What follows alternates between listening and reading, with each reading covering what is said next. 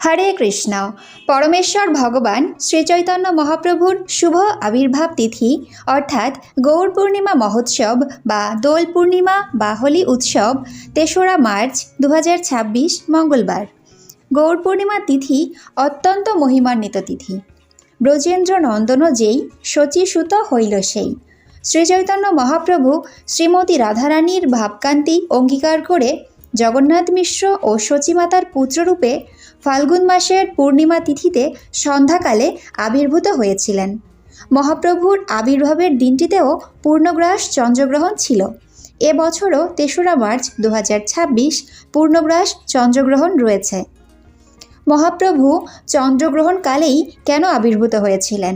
শ্রীচৈতন্য মহাপ্রভু চন্দ্রগ্রহণকালে আবির্ভূত হয়েছিলেন যাতে প্রত্যেকে চন্দ্রগ্রহণ উপলক্ষে গঙ্গা স্নান করেন এবং ভগবানের নাম কীর্তন করে হরিবোল ধ্বনি উচ্চারণ করেন। চিরাচরিত প্রথা অনুযায়ী চন্দ্রগ্রহণকালে যখন মহাপ্রভু আবির্ভূত হয়েছিলেন তখন নদিয়াবাসীরা উচ্চস্বরে হরিধ্বনি সহকারে ভাগীরথীর পূর্ণ সলিলে অবগাহন করেছিলেন। শ্রীচৈতন্য মহাপ্রভু কার আহ্বানে অবতীর্ণ হয়েছিলেন? শ্রীচৈতন্য মহাপ্রভু ১৪০৭ শকাব্দের ২৩শে ফাল্গুন সূর্যাস্তের ঠিক পরেই নদিয়া নগরের শ্রী মায়াপুরে অবতীর্ণ হন। ইংরেজি বর্ষ অনুযায়ী ১৪৮৬ খ্রিস্টাব্দের ১৮ই ফেব্রুয়ারি। সেই সময়কালে নবদ্বীপে প্রত্যেকে গঙ্গা স্নান করলেও হরিনাম করতেন না। মুষ্টিমেয় ভগবানের কয়েকজন পার্ষদ বা ভক্ত তারাই হরিনাম করতেন, বাদবাকিরা কেউই হরিনাম করতেন না।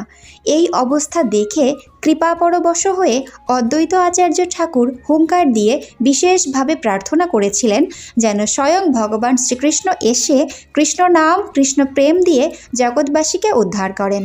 শ্রী অদ্বৈত আচার্য প্রভুর প্রার্থনায় শ্রীচৈতন্য মহাপ্রভু অবতীর্ণ হন। শ্রী অদ্বৈত বন্দনায় উল্লেখ রয়েছে, জয় জয় অদ্বৈত আচার্য দয়াময়,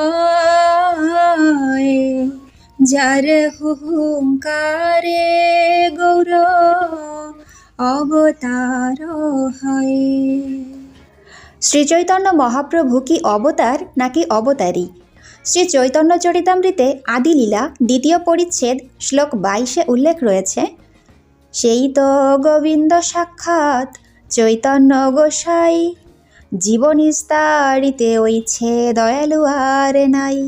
শ্লোকার্থ, সেই গোবিন্দ স্বয়ং চৈতন্য গোসাই রূপে আবির্ভূত হয়েছেন। বদ্ধজীবদের উদ্ধার করার জন্য তার মতো এমন দয়ালু আর কেউ নেই। আদিলীলা ২য় পরিচ্ছেদ শ্লোক ১০৯-এ উল্লেখ রয়েছে, সেই কৃষ্ণ অবতারী ব্রজেন্দ্র কুমার, আপনে চৈতন্য রূপে কৈল অবতার।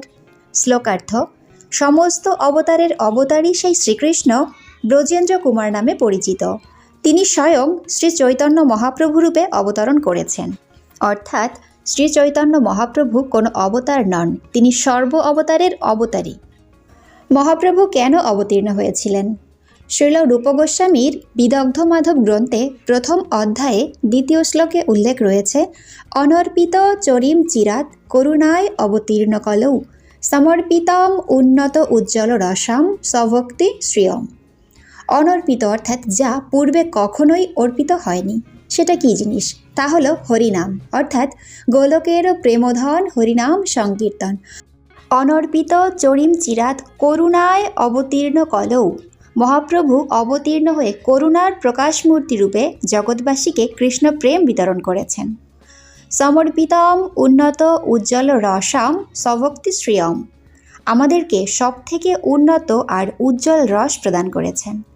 অর্থাৎ কলিযুগের যুগধর্ম হরিনাম সকলকে প্রদান করার জন্যই মহাপ্রভু অবতীর্ণ হয়েছিলেন।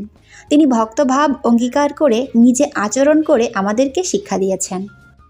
শ্রী চৈতন্য মহাপ্রভুর প্রণাম মন্ত্র, নমো মহাবদান্যায় কৃষ্ণ প্রেম প্রদায়তে, কৃষ্ণায় কৃষ্ণ চৈতন্য নাম্নে গৌরতিশে নমঃ।